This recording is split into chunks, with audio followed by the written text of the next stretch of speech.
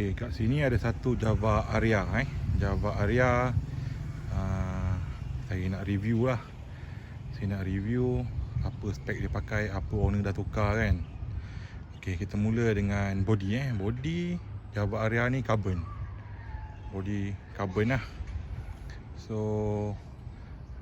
owner memilih handlebar carbon Light Pro. Brake dia pakai Shimano.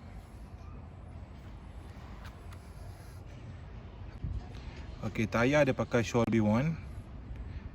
Rim dia pakai Deka.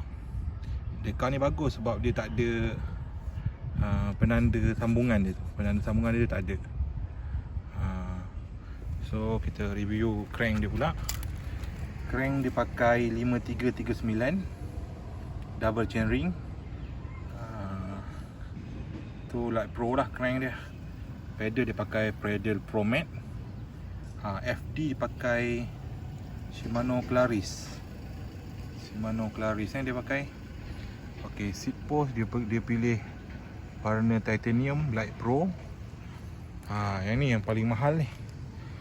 Saddle dia C17. Apa tu C17? Brooks. Dia pakai saddle Brooks. Okey, untuk RD pula dia pakai Shimano Sora. RD dia pakai Shimano Sora. Keset dia pilih 9T. Shimano juga 9 speed, 1134.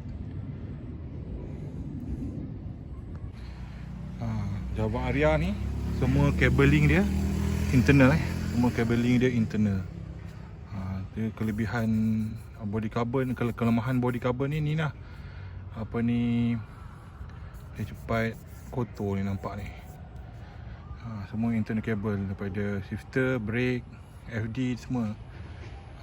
Apa ni, internal. Dia punya shifter dengan FD dia pakai jack wire tu boleh tengok jack wire. Ni FD dia. FD dia pakai adapter sebab dia tak ada brace on tu, dia pakai adapter.